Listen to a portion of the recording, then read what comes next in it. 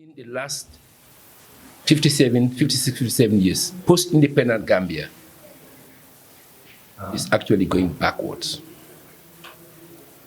This country has a lot, and others who presented, some of the executives like Alpha Diallo, Ibu Gay, we represented that APP here to show our support, to show our fraternity, to show that we are interested as DOI, that we've been sent by the executive and the party membership to come and be part of DOI in the 2021 presidential election.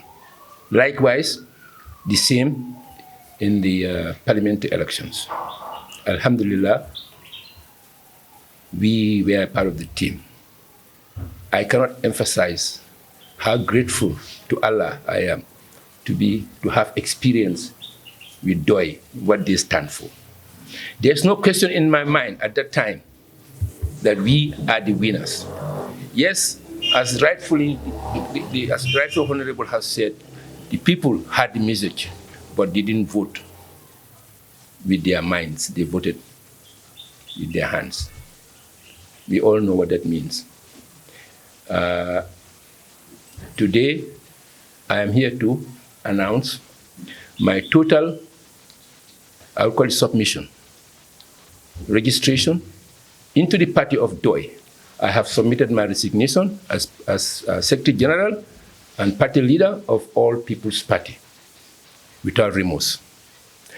DOI is a party, as I've said earlier, that I really admired more than any other party in the country, because what they stand for, who they are.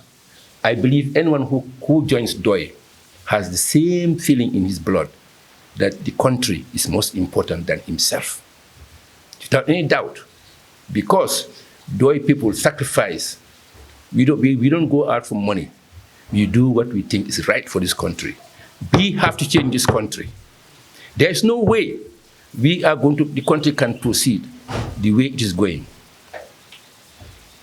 I don't have to go into details, but the last, I would say, 57 years, with all the governments that have come through, none of them has an agenda like DOI's. The question may be, then why didn't you join DOI? Since 1990, when I finished my training, I was back in this country. I had wanted to. Truly, I had wanted to, without any doubt. Because DOI, as I have said, was the only party that I have wanted to be since then, for many reasons. Khalifa has mentioned something that really touched me. And he said, at Crab Island School, I think it was in the 70s or 60s, when Stokely Carmichael later became Kwame Ture in Guinea, made a very interesting speech that moved him. Then from that day, he vowed to do what he's doing, and he's still doing it. He needs an ovation. Can you rise up, please, and join me in thanking the Lord.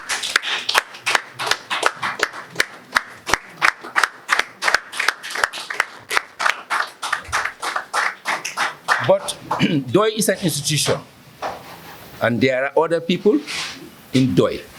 Syria, no doubt, we all know who he is, has been also a founding member of DOI, and has been with the party, he only knows, maybe 40 years, with Khalifa, with Ture, Swaibu, with Sila, and I haven't seen Cham, who is now the new MP.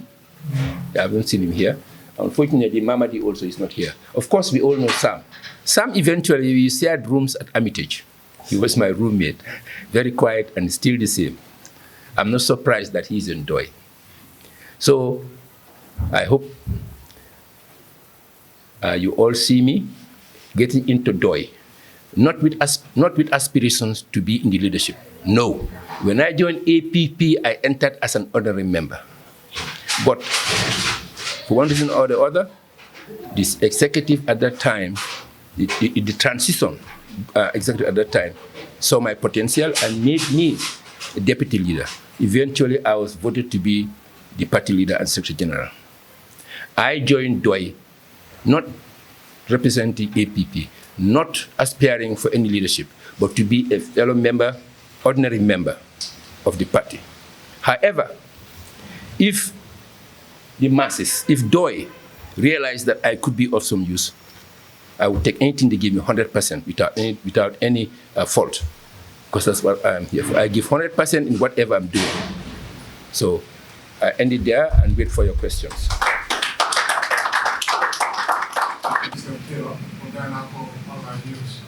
So you've left your party as Secretary General, and now you're joining as a party leader. Yes. That's the case. Yes. You've also had coalitions, and you tried, and before you even approached DOI. Yes. So what's the status of that? That one, obviously, you're no longer nothing, no longer anything with that. Well, I think that the book or the narrative of that alliance, it wasn't a coalition, it's an alliance, with Salah. And we've talked. And he warned me, to be honest. He said, I know these guys, you're wasting your time, but God bless you, you are a good man. I have no regrets because I've learned from him a lot. We had all the parties, 9 at least on the table, negotiated for about 9 weeks, up to past midnight. They each dropped one by one. And I came to realize that most of the time they are filibustering. In American terminology, in politics, they pick up a topic and just want to go round and round with it because they know there's no, you cannot have any solution. Yeah, there's a solution, but to prolong the debate so that to delay us. I wasn't going, and many of the other party leaders never went on campaign during that time, and the others were certain representatives, and they were filibustering. I immediately said, this can't proceed. So those who left, and then it remained to be 9, and then 5. Unfortunately, on the very day that we were going to sign the MOU, driving to the Pinchami Hall, I got calls. I'm not going to name names. One of the leaders of the party, Jagne, we are not coming because I have a debate with my executive, and I advised not to go until we resolve what we're talking about. So 3 of us went to the alliance table. Dr. Cisse of CA, my party, and myself. Just to show you who I am, when we went to that meeting after the signing of memorandum, now we are 3 political party leaders. I right away tell them, listen, fellows, I'm not interested in leading this alliance. So it's left to you too, because I'm not hungry for position of leadership. I'm hungry to be in a party that I think that's the right course for this country. An alliance was the only solution, a true alliance, to beat the incumbent at that time. And of course, I've been proven right. All those who were beating their chest tumbled like stones. You all know that. I'm talking about the presidential candidates. So that alliance is dead. It's dead when those 2 who were my party and Dr. Cisse, who presented their candidacy, were rejected. And that was the end of that alliance because I didn't present my candidature because I withdrew. I said, 2 of you, if you want to go ahead, and I withdrew. And of course, as I had mentioned, I've been talking to Khalifa, and the executive was interested, the APP, and said, well, what are you going to do? I said, no, we have no, we were hoping that after this nomination, we would meet Khalifa together with these 2 and see how to forge forward. Now they are out, so we're going to meet Khalifa and go on. I mean, when I say Khalifa, I mean the executive of DOI, and that's what happened. So that alliance died. That was the end of it. So there was no alliance after that. Does that answer your question? Definitely. All right. Yeah. My other question is with regards to your party that you're leaving now, APP. Yes. What's going to happen? Are all of those your support, because you're the secretary of this party? Right. Are all those members now going to come over and join PDOIS? What's the plan? They will speak for themselves, but I tell you one thing. Yes. I once mentioned here that 4 years ago, or 10 years ago, or even 3 years ago, if I had joined DOI, I would have only come by myself. God's time is the best time. Human beings notoriously pound our chest and say, I did this. It's not you. It's God who has programmed you. And I think this is God's revelation and programming that has got to me. I entered the alliance, or APP entered alliance, and not me alone, but as a party. So I am 100% sure that there are people, there are militants who accept me, want me to be their leader, to continue to be their leader, and I'm looking forward to a big, large part of APP, officially or unofficially, joining PDOIS. I have no doubt about that, because I've got my WhatsApp I mean, they've been asking me what I was, I've told them that I'm resigning until today. So they got the message that I'm resigning. So I'm expecting that I'll get some feedback. But I've already got people asking, where do you go? What are you going to do? And knowing that, knowing what I stood for, and knowing what DOI has stood for, I'm sure most of them would come and join DOI, because I've joined DOI. The rest, I don't know what they're going to do. Maybe AP would continue as APP. And I wish them well if they do. So is APP dead? No, I cannot say that. I won't say it's dead. It's still a party. It deposited $1 million and has an executive. Without me, it's still going on. And I presume, or I assume, that within the next 48 hours, they'll find among themselves who will be their party leader and Secretary General. It's left to them. But I don't think it's a dead party. The structures are there. So they're going to continue, I presume. Any other questions? Yeah. My name is Landis from Kepa. My question is, you said you guys have the best agenda and only political party. Yes. But this presidential aspirant who was elected by IEC, but later on, endorsed President Barrow and campaigned for President Barrow, he said, during the time of the political, the presidential election, there was no political party in the country. Governance. You get me right. So we, counting myself as part of DOI, we have the diagnosis, and we've diagnosed it properly, and we have the solution. This country needs to change. The trajectory of the economy, the governance, everything. Khalifa said it. Local government hasn't changed. The colonial powers, the imperialist the British government, what they started, the local government area council, is still that's what's going on. Why do you think we have VDC? Has Caesar talked about VDCs? No. I haven't read his but all these campaigns I had, I never heard him talk about VDC. There are certain instruments in this country, government department, that has to change. Education is another thing. Many people don't know, but Khalifa strongly said that this country needs skilled laborers. Unfortunately, recently I had a very important Gambian entrepreneur, I don't want to say his name, he might not like it, but said 90% of his staff, and this is a guy who has invested in Nigeria. I'm sure you probably think about it, has invested in the country, probably the most dynamic, the most entrepreneurial Gambian. He said 90% of his staff, technical staff, are non-Gambians. When the PPP government made the old Joswang and all that area industrial zone, and they said the Gambia is going to be Singapore or whatever, they're putting the cart before the horse, in front of the horse, in front of the cart. Why? Because at that time, they should have put in place more GTTIs, Gambia Technical Training Institutions. Not only that, as Khalifa rightfully has said, or Dwight has rightfully has said, they should have put several of those, one in each region or two, and have them free. At that time, 1993, then Gambia wouldn't be like, do you know Gambia is the poorest country in Africa, as reported by the United Nations? Okay, we have a technical skilled people. You don't have to ask. You just look around and find out how many Gambians are technically skilled. Not only that, local government, education, the agrarian system, peanuts that we grow was introduced by the colonialists. Why? They wanted to oil their massive industrial revolution in Europe. And then our parents got to growing peanuts. Forget about the rice, the kus, the nyebe and all that, cassava, but just to get the cash. What happened? During the Second World War, we had starvation in this country. DOI has analyzed that, and we know, and the party knows. That's the solution, is to change the agrarian system.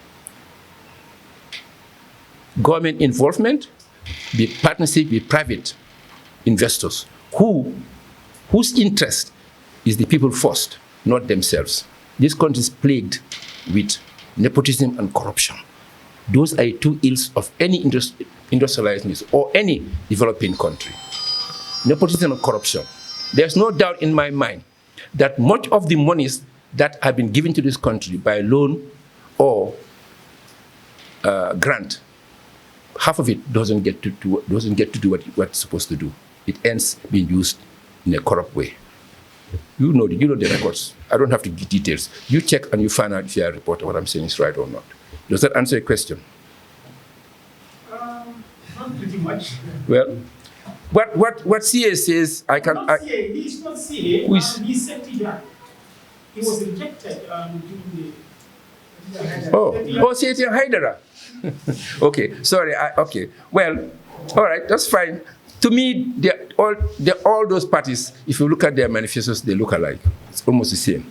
DOI has the only one that talks about the grassroots, what needs to be done. This system has to be changed. For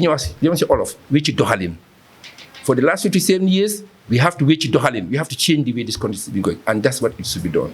DOI is the only party that says that. Jamaica government did the same thing. Jagne the same. This government doing the same thing. Status quo. That's what they say. Status quo. They don't change anything. Let what's going on go. We are a nation of beggars. You know how much we owe internationally? $89 billion. 89 billion. When Jagne left in 2016, we only owed. Our foreign debt was like 58 billion. Now it's 88 billion. Where is the change? This little Gambia? This small country? Where is the money? Where is the money? They never had any foresight. All the governments that have come have no foresight. DOI is the only party with foresight. Does that answer your question? I think I've been talking so loud. I think everyone is hearing me loud and clear. But my voice is very hoarse, but I think thank you very much. Yes. Actually, I just want to know this divorce between you and the APP party joining PDOIS. Yes. One would have asked whether this decision is out of the collective agreement between the party that have entrusted you with the leadership of their party for you to run. Let's go a little back in how I joined APP. All right. I joined APP as an honorary member, just as I'm joining Joy now. In my absence, I was traveling back and forth. I was made a member of the executive. How do you call it? It was a transition, okay, that they had this executive. Then after the registration, we had a Congress, and during the Congress, I was unanimously elected. I don't know, I think if you guys remember, APP, from my records, from what I know, APP is the only party, I don't know about DOI's history much, from whether it has done this before, but APP, one of the only parties in the country that actually had to announce vacancies in its executive. I applied and others applied, and I was elected unanimously. I think I did my best to run the party, but a party that is about less than 2 years old right now, or a year and a half old, okay, after our registration until now, less than 2 years, had a lot of challenges, especially financial challenges. We had tried to solve them, and the current executive, to me, was not doing well. I was leading it. I struggled to have this executive work. That's partly because it's no secret that most of our members civil servants and cannot be engaged in politics. So all they do is stay home and say, I'm a member. So that doesn't take a party role. Ultimately, we have reached a situation where there is disagreement, obviously. Disagreement on some ways to go forward with the party. Very soon, I'm sure, maybe tomorrow or the after, you would hear a rebuttal from the party, from someone in the party, and might suggest I left for some reason. That doesn't bother me. It could be their own making. But what I'm telling you is, to answer your question, yes, there is disagreement with with the way I see, the trajectory that I see the party should go. All right? The trajectory that I've seen that the party should go have been deviation from that. If you have in the past listened to my speeches and press conference, not press conference, but radio and television interviews, I say a lot of things that APP stands for, or stood for in this case, that I think the party or the current executive is trying to deviate from. And therefore, I cannot see myself to be with that party. I've chosen to go in PDOIS for that reason. Does that answer your question? Yes. Yes.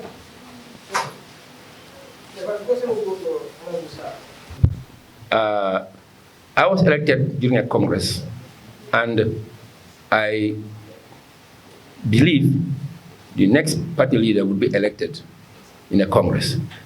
You should know that I haven't had a deputy party leader. I haven't had a deputy secretary general because the vacancy hasn't been filled. Okay?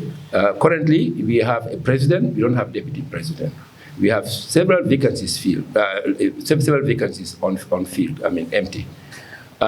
So it's a question of whom do I hand over to? Well, we have a functioning executive. We have a functioning executive. And I think they would organize, probably the president of the party would organize an urgent meeting of the current executive, and they would select someone to take the party up to the next Congress, which should be hopefully before the end of this year, to meet the criteria set by the IEC that we have to have a Congress. So during that Congress, a party leader will be elected. So the question, the problem is, there's no deputy party leader. There should have been, and there's no way I could have selected a deputy. It has to be a democratic process. We never were able to get one. We never said you're going to be and you elect. No, someone has to get up and say I want to be deputy, and then we vote on it. But that never happened. Doesn't answer my question. Okay. My question was very specific. Yes. You could have had a 1 month period where, for example, you made your vacancy, like you say, you have a policy for making vacancies. You quite proudly talked about that, right? And exited your party in an orderly fashion. Give them 1 month to do their... Who left? And so his deputy assumed. Unfortunately, APP never had a deputy party leader. So if I leave, it's left to the executive, national executive, to organize an urgent meeting. I hope they will do it today or tomorrow, and find out or get someone to fill that position until they have a Congress. If I can just for the last time, yeah? This is the last time I'll make this point. Mm-hmm. What I am highlighting, perhaps we don't run our parties like work, but for any job which you take, there is... So maybe it isn't publicized, and it wasn't left to me to publicize it. They should have, the executive, yeah. You have 1 month. Yeah. So it was debated in the party a month ago. So, and in terms of vacancy, the vacancy we had was only at the Congress. It was announced once for the Congress, during the Congress, and we never repeated that vacancy. All right? Okay, does that answer your question? Yeah. All right. Any other? Any other? Thank you.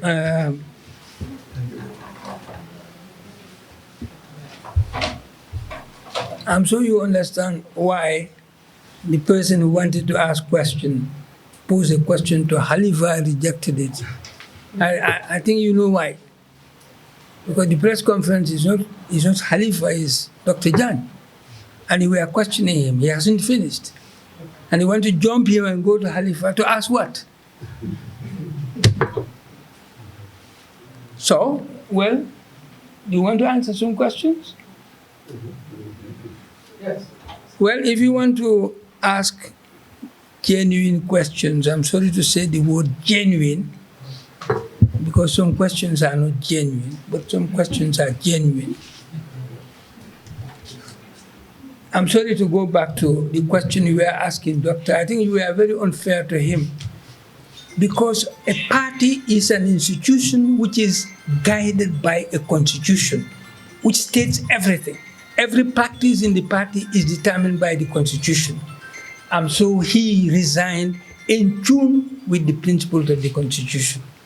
So what the question you were asking, 1 month, this is not, it's 1 month, does the constitution provide for that? No. By what he said. So I think you are just insisting unnecessarily to ask a question which was already answered by the fact that he said the party works according to its constitution. And he resigned in tune with the principles of that constitution. Now, if you have a question to ask, and this is not going to be very long, few questions, if you have few questions to ask, well, the floor is open. Yes? Yeah, my question is going to be, as the chairman of the party, how do PDOIS leadership receive the news of Dr. Jagne being added to the party or being transferred to the party? How do you receive the news? We receive it wholeheartedly and with joy. Dr. Jagne is a citizen of this republic. He has a right to belong to any party that he chooses, whether the one he was in or the one he has left to go to somewhere else. So we welcome him because we have worked with him. And having worked with him, we trust that his coming into the party is an addition and not a subtraction. So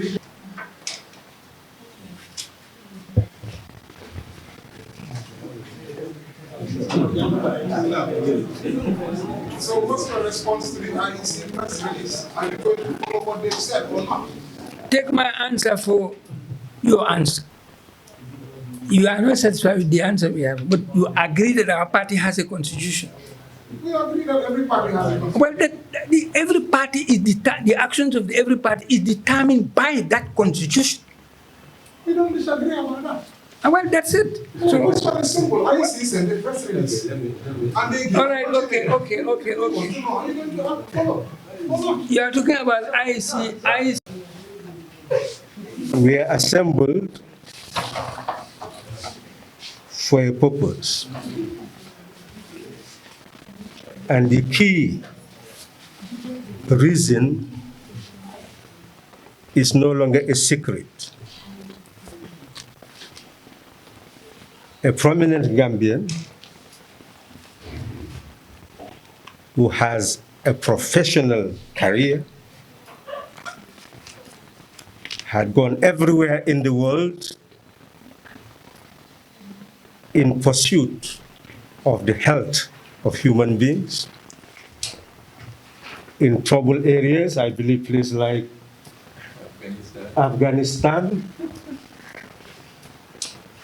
and finally decided that he will come back home to serve the people, not to seek wealth, but to serve the people. He's already built his family. He has means of survival. He could easily run clinics, and me and you will go there to find solutions to our health problems. But he is convinced that the greatest menace to health is poverty. Without eradicating poverty, you cannot in any way promote the health of a population. And he has made a commitment to be part of this solution rather than being part of the problem. We are all individuals, and we are sovereign, and we have a sovereign duty to serve our country and people. That's an individual decision. But the reason why we have freedom of association under the Constitution is that we cannot have representatives without the consent of the people, without the collective will. We must cooperate in order to be able to determine who will represent us. We must cooperate to also determine whether we will be acknowledged as people who could be part of the representatives. In his own mature decision, he came to join a political party in order to experience that collective spirit of working together in order to change the nation. And now he has said that having worked with that party at the highest level, he believes that he needs to change his trajectory and work with people who are in DOI. He's not doing so by following an individual, because I've already announced that I'm on the way out of the top ladder of political representation. So he is coming out of his own volition that DOI is a party that has a purpose, and that purpose is in line with what he stands for, what he wants to live for, and what he is ready to die for. And in that respect, he is also challenging those of us who are in DOI. Will he meet the sincerity he envisages? Will he meet the commitment he envisages? Will he meet the clarity he envisages? Will he be able to add value, not only to the party, but the nation?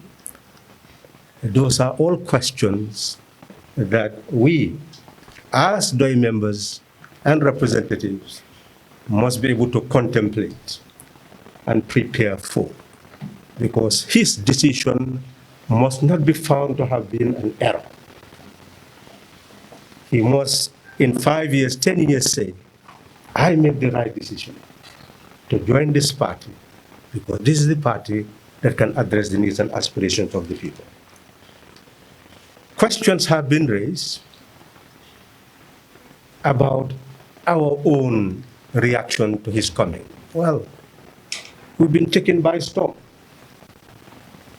So how can we react? It means that now we will go, receive his application, sit down, review it, and then sit down with him again so that we will chat for him to know more about the party, more about the role he could play and he will play in moving forward. Then we should be able to hold another press conference, and there will be on the firing line to indicate what we had discussed and why we are now together and how we are going to move from there onwards. I believe we cannot express anything at this moment other than, as the chairman has said, appreciation that a person of this caliber has decided to be part and parcel of the party called DOI. And we thank you, Dr. Jagne, for taking that initiative. And we will promise that you will not be disappointed. Yes, you've mentioned what this press conference was endeavoring to do. But essentially, some big activities are to take place, which are clearly in process. and we could not delay this request by Dr. Jagne that he had an announcement to make and wants to make it in public in front of their representatives and in front of the media. So we had to do everything to ensure that we give it all the clout that is necessary so that he's able to do that. And the chair has said, outside of that trajectory, we are ready to address certain issues of concern, because we'll not draw you here also and then not address your question. And one of them is the IEC's, do you call it instruction? Yeah, yes, I think you saw the press release as an ultimatum of something that must be done. Well, the amendment to the Elections Act did indicate that all parties should hold biannual congresses. That is the law. What is said by IEC is not a dictum. They are just expressing what is in the law. I am sure you know that DOI held its Congress in 2021. So if it is 2 years, it means that Congress is not due for DOI until 2023. So the DOI Constitution says that we hold biannual congresses. The first one is more to deal with policy, and then the second one deals with representation, because every people elected in offices would serve for a term of 4 years. So that is how matters stand, that we have already complied with the law, and therefore we do not need to argue with the IEC in any manner. I don't know whether it is clear.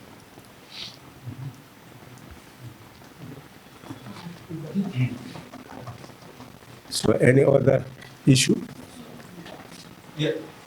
State your media fraternity, and then that 31st July 2022 to 31st July 2023 is conceived as the year of the DOI activists and DOI activism. Because of the weather, we had flood. That is why we did not have a program where we had hired a media house in order for DOI leadership to address the nation and address all concerns that the people have. We've decided that we will hold an emergency meeting of the Central Committee on the 30th of September. And don't be surprised that thereafter we'll be holding the same program that was deferred by virtue of the weather. But in the interim, the DOI Central Committee was charged with the responsibility of paving a way forward. And we informed that it had come up with 13 resolutions with many parts dealing with all aspects of national life. And one of those resolutions is precisely what you're talking about. How we can be seen on a daily basis on the public scene, addressing all the vital concerns of the population. But you will also agree that DOI is very different from all the parties that have ever been in this country. It is just the situation that had created what emerged as a gap between the party and its instrument for information dissemination. Now that instrument has become specialized, as the Constitution requires to hold the government, is to engage in those pre-financing projects. As a National Assembly member, you heard me taking the Minister of Finance to a point that he made a promise that they will not engage in that anymore because of its risk, that you spend huge sums of money and you have a budget that has to be allocated on an annual basis. And the danger is that what you earn in income may not be sufficient to even meet your expenditures, not to talk about development project, because every budget must have those two elements, recurrent and development. This pre-financing engages the funds of a country on development budget, not knowing whether you will have enough income to be able to meet it. So finally, what tends to happen is that if you don't have enough income, you must pool resources from vital areas as recurrent and push it into paying what is now deficit that had been made and incurred. So that is an error. Nothing is wrong with rehabilitating Banjul, but you must plan it properly. You know, the plan that they have in Banjul is inadequate. That has been made very clear. That when you plan, you have to look at all the elements. Not only roads, but drainage. Not only drainage, but sewerage. So every element must be studied and their interconnection seen. That's why you have expertise. And every project must have a project consultant. And the role of the project consultant is that once you have all the elements of the project profile, it is the consultant that must follow that in detail, because it's a work plan, time-bound. And it is the consultant that must follow the details to see that everything that is done on time and in the right way. But you have project consultants who cannot even tell you what their terms of reference are, except something general. They cannot specifically show you, this is the technical design of the project, this is what I'm following, what I was supposed to follow. So there is absolutely no doubt that we do not have the right atmosphere to be able to carry out the type of project that has been undertaken in Banjul. And that's why it is experiencing the difficulties that it is experiencing. So what was your other question? Recently, the government spent 1.2 billion on fuel subsidy. Direct, indirect taxation. We do not have sources of revenue from investment. So annually, you look at what you have in your coffers, then you allocate them. When you come to expenditure like fertilizer, fuel, and other expenditures, you come to a point where you see that the world market prices will hike, will increase. What do you do to them? If you leave them like that, they will impact on your transportation, they will impact on your food, they will impact on your way of life, because they will skyrocket. And cost of living will get higher, and people are likely not to be able to live a better life.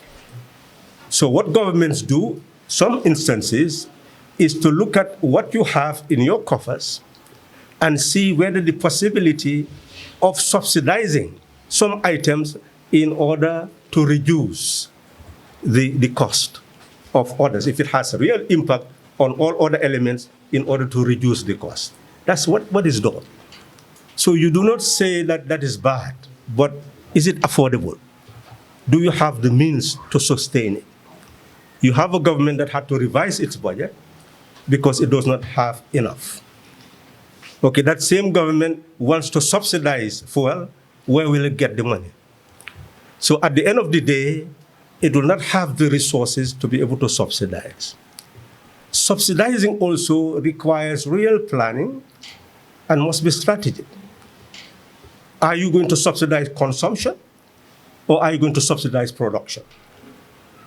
So if the cost of fertilizer is 2,000, and you know that is going to impact on production, and if you had subsidized that, you'll be able to increase production, sell the product, earn foreign exchange, and in fact earn more than what you have utilized to subsidize, then you can, rather than subsidizing, you can use what we have said in our own program, that you can create a cooperative bank which will give loan to that farmer. The farmer will be able to produce in abundance, will be able to sell and pay back. So you're not subsidizing anything. You are just helping that farmer to produce more and pay back into the same coffers without any form of interest being paid. That is the type of schemes that are sustainable. But just to depend on tax money to say that you're going to subsidize, ultimately, you will not be able to sustain it. And at the end of the day, the prices somehow will increase. Either you're going to lower taxation on certain imports, and therefore that reduces your earning capacity to be able to meet certain budgetary expenditure. So it's a catch-22 situation. I don't know whether I have answered your question. Yeah. Any other question? What one should do or should not do, it is what is possible to do under the circumstances. You've mentioned revising a budget. Why? Because earning has actually dwindled. That's why you revise the budget. And then you say you increase civil servants, how much? Yes, it's 30%, but how much in cash? So you see, that is where you call statistical jugglery. So you look at the civil servant, how many civil servants are there?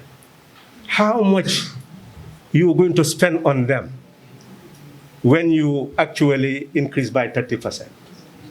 And then if you look at the cumulative figure, you will see that yes, you will be able to do that. But then you will not be able to subsidize fuel. You will not be able to subsidize fertilizer. You will not be able to help the productive base. So essentially, yes, you may increase the earning of the civil servant, but then when the fuel increases, it will impact on that civil servant again. It will impact on transportation, it will impact on housing, it will impact on everything. It will eat up what you have given that person again. The same thing with children's fee. So in essence, that's not the type of economics that DOI is subscribing for. That's why we are saying these Arab countries, Kuwait, etc., these were the poorest countries on earth, deserts. The Singapore that you hear today, these were poor countries from colonialism. It's economic policy that transforms countries. And all they had done is to rely on sovereign national wealth, and that's what DOI is talking about.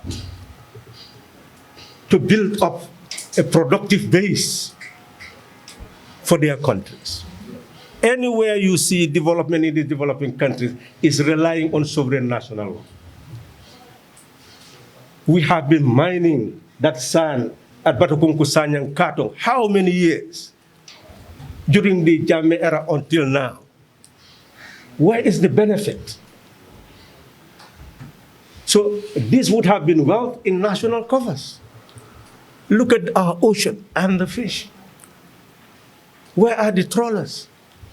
How many years? This would have been sources of sovereign national wealth. So we would have been self-sufficient in food production if we had a cooperative bank that gives support to the farming community so that they can produce more to feed us.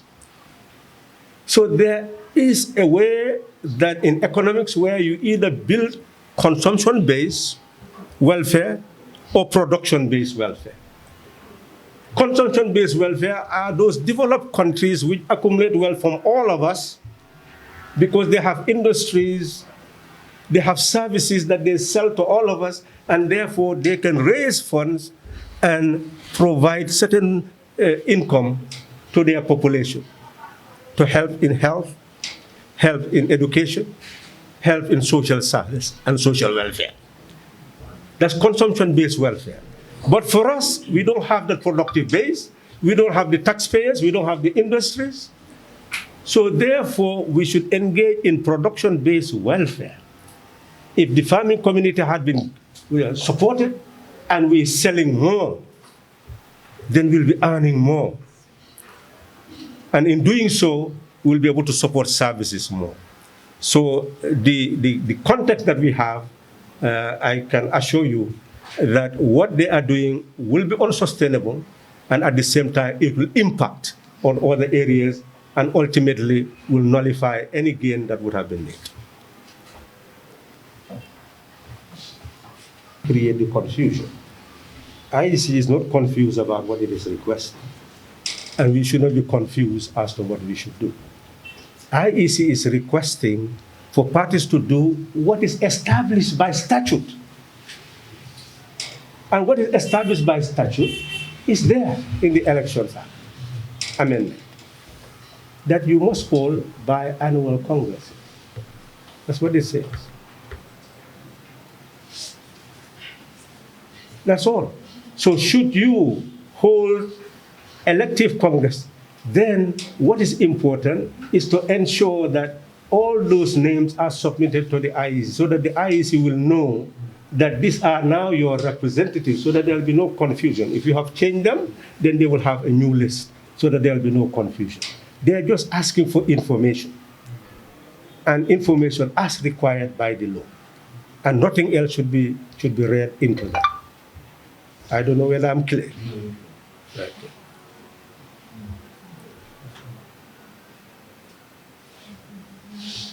So any other? So we can therefore, yeah, you can take back your podium. You have suggested their questions. Yes. Good. So we have come to the end of this press conference. Thank you very much. And we look forward to having more press conferences. Thank you very much.